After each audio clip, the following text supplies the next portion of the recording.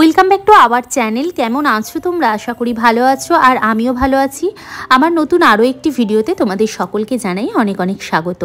সকাল সকাল আজকে ঘুম থেকে উঠে পড়েছি। আজকে একটা বিশেষ দিন, যার জন্য তাড়াতাড়ি ঘুম থেকে উঠে কাজে লেগে পড়েছি। সকাল সকাল ঘুম থেকে উঠে কাজ করতে সবাইরই ভালো লাগে, কিন্তু আমার তো প্রত্যেক দিনই লেট হয়ে যায়। কিন্তু আজকে আমি একটু তাড়াতাড়ি উঠে পড়েছি, উঠে লেগে পড়েছি কাজেতে। আর দেখো, এই যে বেশ কয়েকদিন ধরে আমার এখানের কিন্তু বেডশিটগুলো বেছানো রয়েছে, যার জন্য ভাবলাম আজকে বেডশিটগুলো তুলে অন্য একটা বেডশিট লাগাবো, চারিদিকটা একটু ভালো করে পরিষ্কার পরিচ্ছন্ন করব।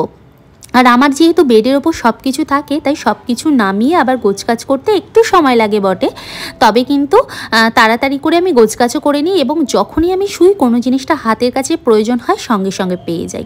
তোমাদের দাদাভাই তো ওই জন্য বলে, তুই যেখানে যাবি সব কিছু নিয়ে যাওয়াটা তোর একটা অভ্যাস হয়ে গেছে। বিশেষ করে এই যে আমার মোবাইলে চার্জ দেওয়া বোর্ডটা দেখতে পাচ্ছ, এই বোর্ডটাকে নিয়ে আমি যেখানেই যাই সেখানে নিয়ে চলে যাই। তো তাতে কি হয়, আমার চার্জ দিতে সুবিধে হয়। আর এইদিকে মা ফোন করেছিল, মায়ের সাথে কথা বলতে বলতে ঘরে ঝাড়ু দিতে শুরু করে দিয়েছি। তোমরা তো জানো কয়েকদিন ধরে মাসি যেহেতু আসবে না, তাই ভাবলাম নিজেকেই যখন কাজ সমস্ত করতে হবে, তাই লেট করে লাভ কি, তাই কাজ করতে শুরু করে দিয়েছি। ঘরটা আমি ঝাড় দিয়ে এসে হল ঘরটা ঝাড় দিতে শুরু করেছি। ঝাড় দিতে দিতে হঠাৎ দেখলাম যে আমার ডাইনিং টেবিলটা অগোছালো হয়ে রয়েছে, তাই ভাবলাম ডাইনিং টেবিলটাকে সুন্দর করে একটু গুছিয়ে নিই। দেখবে যে কোনো জিনিসপত্র যদি সুন্দর করে গোছানো থাকে, মনটা কিন্তু বেশ ভালো লাগে। তাছাড়া অনেক দিন ধরে আমার ঘরটা ঠিকমতো গোছানো হচ্ছিল না, তাই ভাবলাম আজকে গুছিয়ে নিই। তো গুছিয়ে নিয়েছি, নিয়ে আমি এখন আনাজ কাটতে বসে পড়েছি। আজকে রান্না করব বেগুন দিয়ে আর ছোটো চিংড়ি মাছ দিয়ে তরকারি। তো কি হয়, ছোট চিংড়ি মাছ তোমাদের দাদাভাই খেতে চায় না। বড় চিংড়ি মাছটা খোলা ছাড়িয়ে যদি করে দিই তাহলে খেয়ে নেয়, কিন্তু এই ছোট চিংড়িটা ওর খেতে ভালো লাগে না।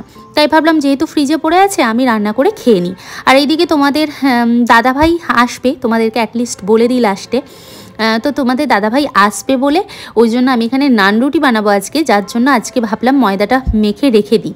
তো ময়দাটা মেখে রেখে দিলে কি হবে, বিকেলের মধ্যে খুব সুন্দরভাবে কিন্তু ফুলে যাবে। সকাল থেকে কাজ করেই চলছে। তো এখন স্নান করা কমপ্লিট হয়ে গেছে, আর ওখানে দেখো আমার পুজো দেওয়াও কমপ্লিট হয়ে গেছে, গোপালকে খেতে দিয়ে দিয়েছি। আর এখন রান্নাঘরে রান্না করতে বসিয়েছি, ভাত বসিয়েছি। আর আগের দিনের একটু সবজি ছিল, সেটাকে গরম করে নেব। তো চিকেন ফ্রাই করেছিলাম, চিকেন ফ্রাই, বেগুন ভাজা, তো আর ওইগুলো, আর একটা বেগুন দিয়ে ছোট চিংড়ি মাছ দিয়ে এই যে একটা সবজি বানিয়ে নেবো, বাস। আর রাতে তো তোমাদের দাদাভাই আসবে, তো ওর পছন্দ মতো খাবার হবে। তো চলো রান্নাটা বসাই। এদিকে রান্না চাপিয়ে দিয়েছি, কড়ার মধ্যে চিংড়ি মাছগুলোকে দিয়ে ভালো করে একটু ভেজে নিয়েছি, ওর মধ্যে বেগুনটা দিয়ে দিয়েছি। চিংড়ি মাছটা তুলে নিই, তার কারণ বেগুন তো অল্প একটু ভাজলেই পুরো নরম হয়ে যায়, যার জন্য ভাবলাম আর তুলবার দরকার নেই, এরই মধ্যে দিয়ে দিই। তো দিয়ে অল্প করে একটু নুন দিয়ে দিয়েছিলাম, দিয়ে একবারে রান্নাটা সেরে নিলাম। কমপ্লিট হয়ে গেছে। এই যে তরকারি, ওই যে বেগুন ছিল, তার সঙ্গে আগের দিনের সবজি ছিল, সব মিক্সড করে নিয়েছি। আর এখানে আছে কালকের ওই যে চিকেন ফ্রাই আর একটু বেগুন ভাজা। আর এখানে আছে ভাতটা উপর করব। তো চলো করে নিয়ে ছাদে যাব। কিছু জিনিস জামা কাপড় কাচাকুচি করেছিলাম, সেগুলো আমি শুকনো করতে দিতে চলে এসেছি, কারণ নিচে জানালায় দেওয়া হয় না, তো সেই জন্য ছাদে এসেছি জামা কাপড়গুলো দিতে।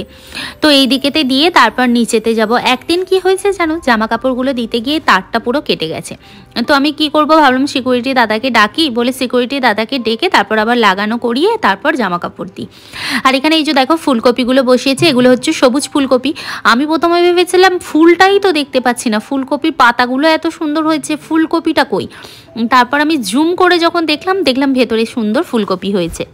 আর এটা হচ্ছে রাত্রিবেলা তোমাদের দাদাভাই চলে এসেছে, এই যে তোমাদের সাথে শেয়ার করছি। ওর কিন্তু আজকে আসতে অনেক লেট হয়েছে, প্রায় ওই 10:30 11টার মতো বেজে গিয়েছিল। তো চলে আসার পর ফ্রেশ ট্রেশ হয়ে যেতে আমরা খেতে বসে পড়েছি। আজকে বানিয়েছিলাম নান রুটি। তারপর তোমাদের দাদাভাইকে ফোন করলাম, ও বললাম আমি ভাত খাবো, সেই জন্য ওর জন্য ভাত, মাছ ভাজা করেছিলাম, ডাল করেছি, আর করেছি আলু ভর্তা। কোথাও থেকে ট্রাভেল করে এলে এরকম সুন্দর খাবার খেতে কিন্তু বেশ ভালো লাগে বলো, এরকম হালকা ফুলকা খাবার। তো যাই হোক চলো খেয়ে নিই। এটা হলো পরের দিন সকালবেলা যখন ঘুম থেকে উঠলাম, তোমাদের দাদাভাই বলল ভীষণ মাথা ব্যথা করছে, একটু কফি বানিয়ে দিবি। তো আমি বললাম ঠিক আছে কফি বানাচ্ছি, তুই শুয়ে থাক, আমি নিয়ে আসছি। তো কফি বানাতে চলে গেছি। কফি আর সামান্য একটু লেবু দিয়ে আর গরম জল দিয়ে খাবো, এতে কিন্তু ফ্যাট লস যেমন হয়, সঙ্গে সঙ্গে এনার্জিও সুন্দর আসে, মাথা ব্যথাও কমে যায়। তো আমি সঙ্গে সঙ্গে বানিয়ে ফেললাম। বরের সাথে 2 কাপ কফি, উফ সকালটা কিন্তু জমে যাবে যাই বলো।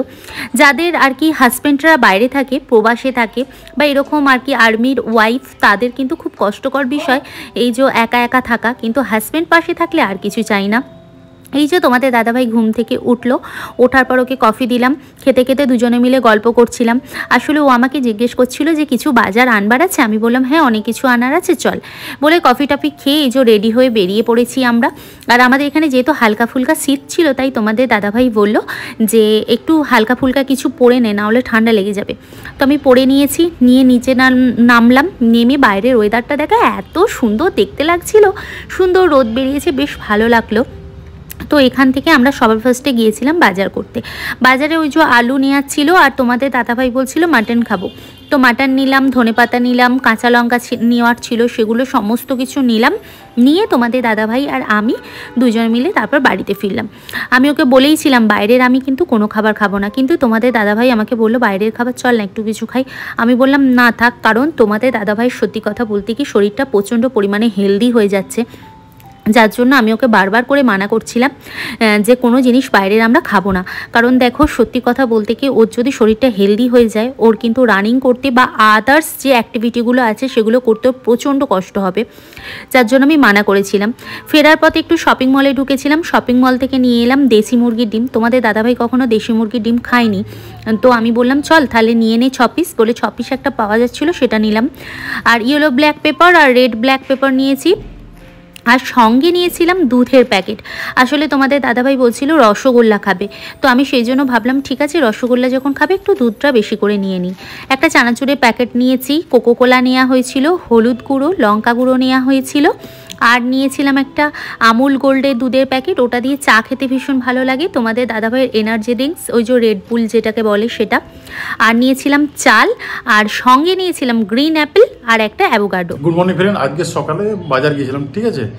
তো তোমাদের দিদিভাই একটা বায়না করলো যে অ্যাভোকাডো বলে একটা ফল আছে, তো সেটা খাবো, খুব নাকি টেস্ট আর কত নাকি অনেক ফায়দা আছে বললো। তো দেখা যাক কি হয়। আর ফলটার দামও সেরকম ভালো দাম নিয়েছে, সামথিং 150 টাকা এরকম কিছু দাম নিয়েছে একটা ফলের দাম। তো কেমন টেস্ট চলো দেখা যাক। আমার তো মনে হয় ভালোই হবে, যেহেতু 150 টাকা দাম নিয়েছে, আর আফ্রিকান ফল বলে কথা। চলুন দেখা যাক, টেস্ট করা যাক কেমন হয়। চলুন দেখা যাক কি হয়। ফলটা কই রে, ফল কই? এই যে অ্যাভোকাডোটা, অ্যাভোকাডো এটা হচ্ছে 150 টাকা দাম নিয়েছে। এই ফলটার 150 টাকা দাম। অ্যাভোকাডো আমরা ছোটবেলায় পড়াশোনা করেছি, অ্যাভোকাডোর সূত্র বলে জানি, কিন্তু অ্যাভোকাডো ফল বলে আমি জানতাম না। আজ ফার্স্ট টাইম দেখলাম, দেখো কেমন লাগে খেতে। কাটছে, ভালো করে কাটবি। এটা এইভাবে কাটতে বলে তো, এই যে কাটিং হচ্ছে, এই যে ফল কাটিং হচ্ছে অ্যাভোকাডো। কি লাগে কি জানি, কেমন 150 টাকা দাম। আমি তো নিজেই ফার্স্ট টাইম খাবো। আমি সবাইকে দেখেছি রিভিউ দিতে। 3-4 কেজি আটা হয়ে যেত। ওটা কি রে? এটার বীজটা, এর ভিতরে একটা ফলও আছে দেখা যাচ্ছে। এই যে বীজ, কেমন খেতে, খেয়ে দেখি তারা।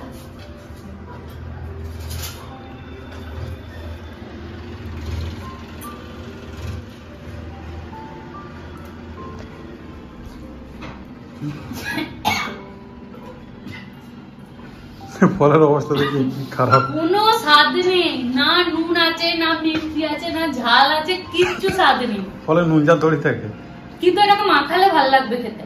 আর পালা দেখি, ভালো না, একদমই ভালো না। অত খেতে পারবো না।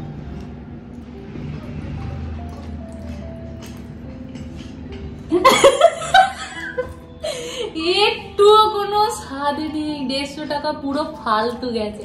এটাকে আমি মাখবো, একটু তেঁতুল দেবো, একটু নুন দেবো, চিনি দেবো। আলু সেদ্ধ খেয়েছে কখনো?